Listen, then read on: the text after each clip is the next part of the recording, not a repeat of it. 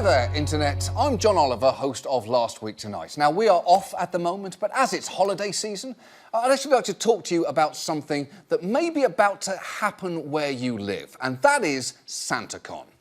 It's the manufactured event that I believe is short for Santa Condoleezza Rice. She deserves a better legacy than that. Not a lot better, to be honest, but slightly better. Now, if you do not know what SantaCon is, first of all, congratulations. But I'm afraid that your innocence is about to be shattered. SantaCon is essentially a day-long pub crawl organised in various cities where thousands of people can dress up as Santa and get hammered. Now, however fun and whimsical it may sound, it isn't. It is not that.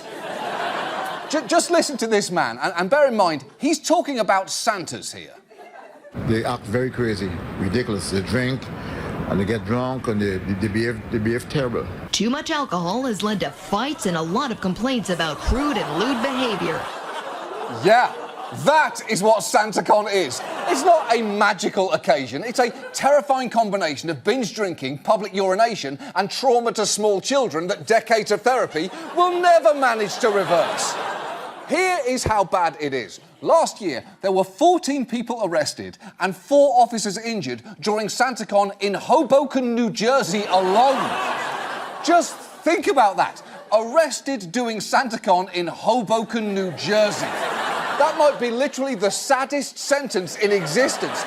It is way worse than for sale, baby shoes never worn, because at least that baby was just dead and not arrested in a Santa outfit in, I repeat, Hoboken, New Jersey.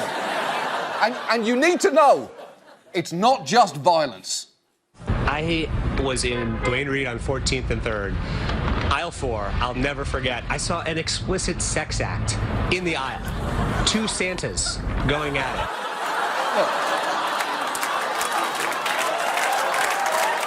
Look, I'm truly sorry that you saw that. And look, not to victim blame here, but you were in aisle 4, the most erotic of the Duane Reade aisles. That's canned goods and baby care, powders and chowders, and an exotic fuck palace devoted to the pleasures of the flesh. Everybody knows that. Aisle 4 for life, son. Now, I should mention, SantaCon does have a bright side, in that many local SantaCons donate to charity. In New York City, participants can even buy a ticket that is tax deductible, which might be literally the most humiliating tax deduction after a contribution to the Church of Scientology. Where's Shelley, David? Where is she? Where's Shelley?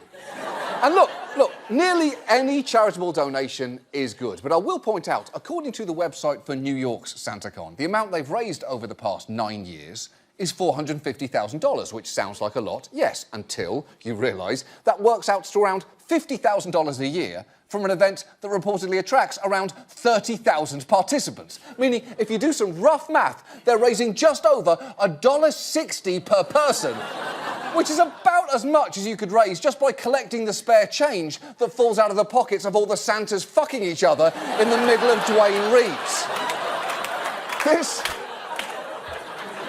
It happens! This year is actually the 21st anniversary of New York SantaCon. Ironically, it's technically old enough to drink now. And I would argue that this SantaCon should probably be the last, because the magic of Christmas should simply not include having to watch Santa finger-blasting an elf in a Wells Fargo ATM vestibule at 10:45 a.m. And I'm not alone here. Even the people who started SantaCon are now sick of it. In 2014, some of the original organisers staged a funeral for SantaCon at the same time as the event. It is time to put an end to this madness that is about to befall us. Or to put it in another, perhaps more Christmassy way.